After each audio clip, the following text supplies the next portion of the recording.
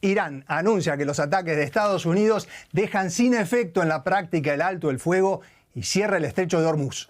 Es la reacción a los bombardeos estadounidenses contra instalaciones de vigilancia, comunicaciones y de defensa aérea iraníes. Teherán respondió con misiles y drones contra bases de Estados Unidos en la región. El alto el fuego entre Washington e Irán, que rige desde el 8 de abril, fue violado en numerosas oportunidades. Trump dice que habrá más ataques y Pete Hegseth, su secretario de Defensa o de Guerra, amenazó: negociaremos con bombas. Bienvenidos a DW, Actualidad en Análisis. Soy Andrés Goldschmidt y tenemos como siempre invitados que aparecieron ahí mágicamente. Del alto el fuego o de la guerra y su posible continuación vamos a hablar con Luciano Zácara, analista político de Medio Oriente y el Golfo, está en Qatar, y con Jesús Núñez Villaverde, codirector del Instituto de Estudios sobre Conflictos y Acción Humanitaria en Madrid. Muchas gracias a los dos. Jesús, es el alto el fuego más violado del mundo. No sé si será cierto, pero es lo que dijo Trump ayer por la noche. La pregunta es: ¿por qué se tomó la decisión de este último ataque? ¿Crees? Ya había respondido Estados Unidos al derribo de ese helicóptero de sus fuerzas navales. Creo que básicamente responde a la mentalidad del propio Donald Trump. Recordemos que su lema principal es paz mediante la fuerza y por lo tanto está convencido de que se trata simplemente de golpear más hasta conseguir que finalmente el régimen iraní claudique y acepte las condiciones para algún tipo de acuerdo que satisfaga plenamente a Washington. De momento no lo ha conseguido y lo que hace esta reiteración de un violento juego de acción y reacción es acercarnos cada vez más a la posibilidad de que ocurra una escalada que ninguno de los dos actores principales, ni Washington ni Teherán, realmente pueden desear, porque necesitan algún tipo de acuerdo. Lo necesita Donald Trump para salir del pozo en el que él mismo se ha metido con errores estratégicos como esta agresión contra Irán de la mano de Israel, pero lo necesita también Irán para poder llegar a algún punto en el que el régimen no colapse en unas condiciones en las que el conjunto de la población sigue sufriendo no solamente la violencia, sino también unas malas condiciones de vida. Por lo tanto, el problema fundamental ahora mismo no es solamente olvidar que todo esto comenzó con una agresión que viola el derecho internacional por parte de Tel Aviv y de Washington, sino que en cualquiera de estas ocasiones de represalias y respuestas se puede dar un salto consciente o inconscientemente que derive, como digo, en el reinicio de una guerra total de la cual ninguno de ellos va a sacar nada de ventaja. Y por ahora no hubo una escalada que dé paso a la guerra total, sino desde la vigencia del alto el fuego, una suerte de acción y reacción por parte de ambos contendientes. Dejemos por ahora a Israel de lado. Quería preguntarte justamente, acción y reacción, sobre la respuesta de Irán. ¿Hubo daños confirmados? ¿Qué se sabe de eso, Luciano? Bueno, lo cierto es que no se han anunciado específicamente daños. Hace un tiempo ya que Irán en los últimos ataques no está dejando entrever qué capacidad de daño está ejerciendo Estados Unidos.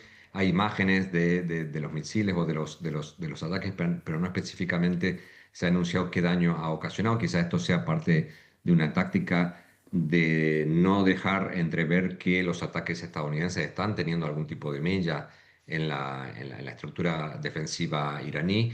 Lo cierto es que a lo largo de toda la guerra, cada vez que ha habido ciertos ataques, cuando ha habido ataques sobre instalaciones civiles, sí Irán ha demostrado lo que ha pasado, justamente para dejar entrever que Estados Unidos estaba atacando infraestructuras civiles, edificios civiles, puentes, etcétera, pero no ha dejado entrever que haya habido daños materiales importantes en infraestructuras de defensa, infraestructuras misilísticas, que justamente le puedan afectar la continuidad de este esfuerzo de guerra. Y creo que más o menos estamos continuando en el mismo sentido, lo cual hace ver que, sobre todo viendo la capacidad ofensiva y de reacción que está teniendo Irán en estos días, con lanzamientos simultáneos de 30 misiles en 1 o 2 horas, que todavía las defensas están bastante activas, que las lanzaderas que se reclama por parte de Estados Unidos, que han sido prácticamente destruidas, están todavía ahí. Hay muchas, están movilizándose, están activas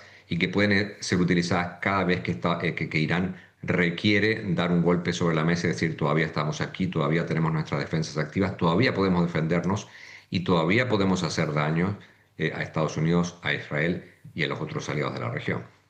Luciano, me quedo todavía con vos para una segunda pregunta porque hoy hubo otra reacción que es la que comentábamos al principio del programa. Dice Irán que dejan sin efecto los ataques de Estados Unidos, en la práctica el alto el fuego y además cierra el estrecho de Hormuz. ¿Qué significa concretamente? ¿También el fin de las negociaciones? Yo no creo que signifique el fin de las negociaciones, pero sí está condicionando severamente la continuidad o una próxima ronda de intercambios entre Estados Unidos e Irán a que Estados Unidos levante el pie del acelerador, a que no haya más ataques, a que no vuelva a haber otra vez una condición militar antes de volver a tener una conversación y sobre todo teniendo en cuenta que ha habido intercambios con Israel también y que Irán ha vuelto a poner la cuestión del cese del fuego en el Líbano antes de volver a la mesa de negociaciones. Por otra parte, el cierre del estrecho de Hormuz anunciado es relativo, o sea, no lo puede cerrar de la manera en que Irán lo plantea porque ya hay una presencia naval americana que también está escoltando otros barcos, por lo tanto va a haber situaciones en las cuales se enfrenten nuevamente naves iraníes con naves americanas para permitir o no el paso de determinados buques. Por lo tanto, el cierre es relativo porque va a haber ocasiones en las que Irán pueda forzar el cierre y en otras que no, en función de la oportunidad, en función de la decisión pragmática que se tome en cada caso. Por lo tanto, los anuncios de tanto terminar las negociaciones como el cierre no son cuestiones absolutas, son cuestiones relativas y son maneras de presionar para que la escalada se detenga y para que se vuelva a una mesa de negociaciones en condiciones más favorables que lo que quiere Irán. El pie en el acelerador, usaba ese término Luciano, y justamente ayer Trump decía en una entrevista telefónica, ahora muchas de sus entrevistas las hace telefónicamente directamente con los periodistas, esta vez fue con el periodista Trey Yingst, anunció Trump más bombardeos, utilizó una expresión que acá no podemos repetir, si Irán no se compromete a firmar el acuerdo o el memorándum de entendimiento. Luego Hexet también dijo que ahora se bombardeará para negociar, se refería a los bombardeos de ayer y también a nuevos bombardeos. Y la pregunta entonces para Jesús, siendo que cuando hablamos de esto aquí, en este programa, o lo que uno lee, es que el régimen de Irán todavía es tan firme, ¿qué crees que piensan en el Pentágono o en Washington? ¿Hay convicción de que más ataques con más fuerza, más intensos, van a obligar finalmente a Irán a aceptar los términos de Estados Unidos o obran porque creen que no hay otro camino posible a esta altura del conflicto? Hay una convicción de que es así, de que golpeando más pueden conseguir mejores resultados, pero hasta ahora lo que tenemos que tener muy claro es que esta situación determina que quien ha debilitado su posición es Estados Unidos, mientras que Irán ha aumentado, ha fortalecido su posición. Porque hay que recordar que después de, si nos situamos en el calendario que se inicia el 28 de febrero y que lleva hasta el 7 de abril con una tregua, había una escalada total, había una guerra frontal, un choque directo con Estados Unidos e Israel en un lado y con Irán en otro. Donald Trump ha anunciado más de 30 veces que la guerra estaba ganada y, sin embargo, no ha conseguido ninguno de sus objetivos. No han logrado, evidentemente, derribar al régimen. Han eliminado al líder supremo, pero el régimen sigue funcionando. No han conseguido eliminar su programa nuclear, tampoco su programa de misiles balísticos, mucho menos el apoyo y la financiación a los peones regionales que Teherán tiene en la zona, desde Hamas en Gaza hasta Hezbollah en Líbano y el grupo Ansar Allah en Yemen y otras milicias que tienen en Irak y en Siria. Y que encima han creado el problema de ese control iraní, ese bloqueo iraní del estrecho de Hormuz. Por lo tanto, pensar que golpear del mismo modo, con los mismos métodos, para destruir algunos objetivos más, va a suponer una rendición por parte de Irán, es salirse de la realidad. Creo que al revés, lo que ha demostrado Irán es que tiene capacidad para resistir el castigo y tiene capacidad militar, como Luciano señalaba, para poder atacar no solamente a Israel y a Estados Unidos en las bases de la región, sino también a los países del Golfo. Por lo tanto, desde ese punto de vista, más no significa acercarse a la rendición, sino jugar con un riesgo de que pueda escalar a una guerra que, insisto, a Estados Unidos tampoco le interesa. Un Estados Unidos en vísperas de unas elecciones el próximo mes de noviembre que en las condiciones actuales pueden suponer un serio revés para el propio presidente Donald Trump. Luego, el que tiene más urgencia ahora mismo para llegar a algún tipo de acuerdo es el presidente estadounidense. Y en cuanto a lo que mencionaba Jesús de los países de la región, que aparentemente son uno de los factores importantes para frenar este ataque por ellos mismos y porque también Donald Trump sabe de las consecuencias que tendrían ataques como ya ha ocurrido desde Irán hacia bases que utiliza Estados Unidos a los países de la región, o incluso no a bases sino a infraestructuras propias de esos países. ¿Estarán mejores preparados? ¿Hay algún tipo de precauciones? ¿O esa situación no cambió y están tan expuestos hoy como al comienzo del conflicto, Jesús? Efectivamente, creo que esa situación de vulnerabilidad y de exposición al riesgo es la misma que hemos visto en nuestros meses pasados, porque Estados Unidos estaba sobradamente advertido de lo que podía ocurrir, se han sufrido esos ataques en sus propias bases. Eso ha llevado a la convicción por parte de las monarquías del Golfo de que lo que pensaban que era un paraguas de protección de su propia seguridad por contar con bases militares estadounidenses en su propio territorio, al revés, se ha convertido en una exposición a esos ataques iraníes de represalia.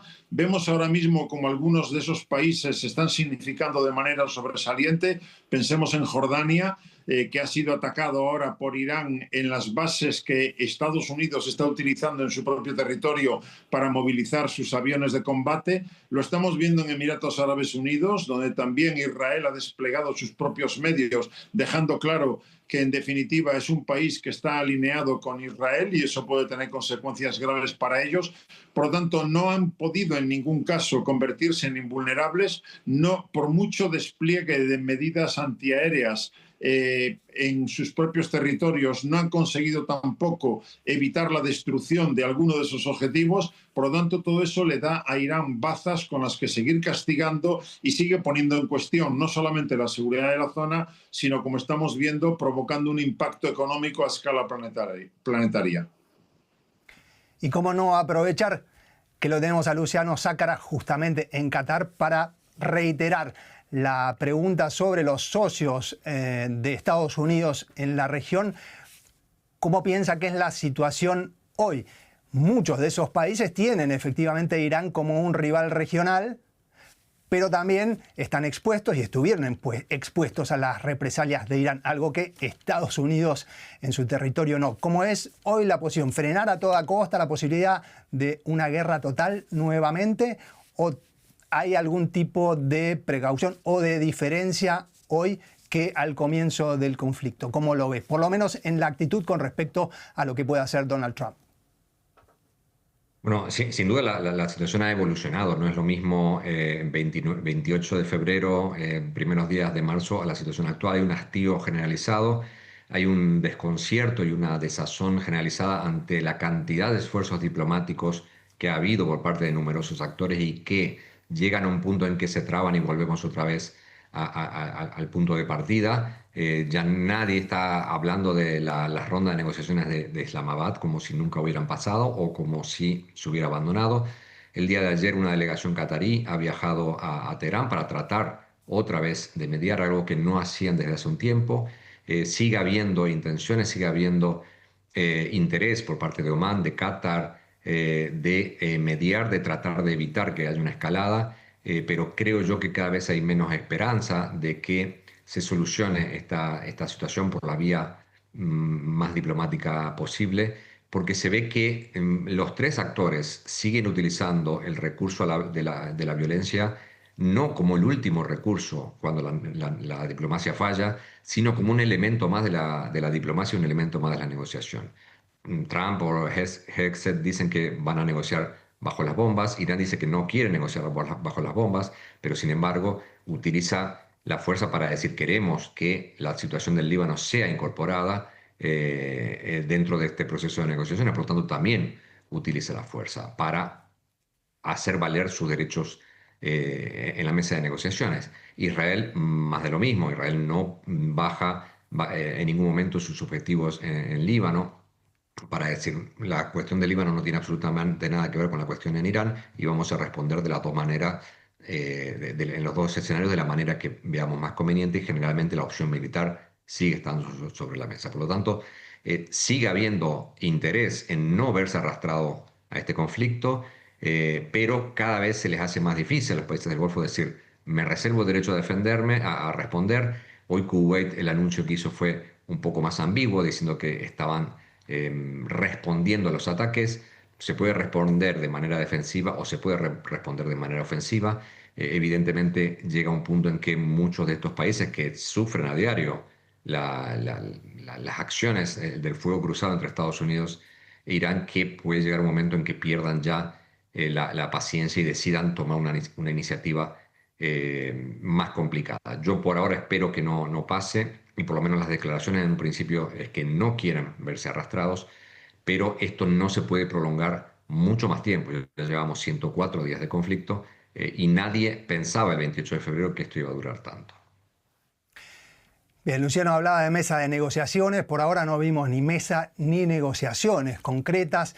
El estilo, si nos referimos al antiguo imperio persa, nos recuerda por ahí el estilo negociador a la Scheherazade, es decir, hablar y hablar y hablar y que pase el tiempo antes de tomar una decisión letal.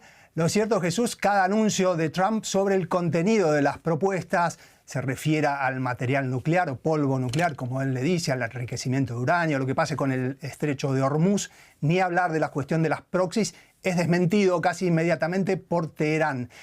La pregunta es, ¿qué sabemos concretamente, aunque no sea oficialmente, sobre los puntos que realmente se negocian? O yendo un paso hacia atrás, ¿se negocia algo? Entiendo que la negociación sigue adelante, aunque no se haga visible ahora mismo y aunque la mediación, tanto catarí, esta última, como la de Pakistán, no hayan dado frutos, pero también se insiste continuamente en que el 99% del acuerdo está ya establecido y que por lo tanto se trata más bien de una cuestión de narrativa, de cómo cada uno cuenta a su propia audiencia el acuerdo, intentando venderlo como una victoria. Y ese es, desde mi punto de vista, el principal problema que tiene ahora mismo Donald Trump. Cómo vender a su propia población y a sus aliados un acuerdo que no supone ninguna ganancia sustancial con respecto a lo que ya había en el año 2015, cuando se había logrado un acuerdo que limitaba la capacidad de Irán para seguir adelante con un programa nuclear que pudiera hacerle poseedor de armas nucleares. Y por lo tanto, la cuestión es ver cómo ahora mismo Donald Trump le cuenta a su propia audiencia que va a firmar algo que supone, por un lado, entregarle alrededor de 25.000 millones de dólares a Irán, es decir, descongelar los fondos que Irán está reclamando ahora mismo. ¿Cómo va a hacer Donald Trump para forzar la voluntad de Benjamín Netanyahu para que detenga los combates en Líbano? Y todo eso sin conseguir, como digo, realmente nada sustancial a cambio en ninguno de los objetivos que se habían planteado cuando comenzó esa agresión contra Irán. Desde ese punto de vista, por lo tanto, el principal problema que tiene ahora mismo Donald Trump es cómo convertir una realidad amarga que hace visible sus errores estratégicos en algo que parezca una victoria y que por lo tanto le permita reforzar de algún modo su posición, pensando, vuelvo a insistir en el tema, en las elecciones del próximo mes de noviembre. La última pregunta está para Luciano y del lado de Irán es sobre la estrategia de Irán. ¿Cuál cree que es plantarse como ahora y confiar que en algún momento, como nos decía Jesús, Trump puede verse obligado por distintos motivos internos y externos a firmar un acuerdo favorable? Esto también tiene algún riesgo, porque ahí sí ponemos de nuevo al factor Israel. En caso de un acuerdo, Irán puede confiar que va a tener por lo menos en el corto o medio plazo el respaldo de Estados Unidos para no ser atacado por Irán. pero en el caso de plantarse y que Estados Unidos pierda la paciencia, las acciones de Israel son casi seguras. ¿Cómo cree que es esta estrategia de Irán después de esta introducción larguísima? Pido perdón. Bueno, sin duda lo que has dicho antes, Irán está acostumbrado a jugar con el tiempo y la historia demuestra que les ha ido bien jugando con el tiempo.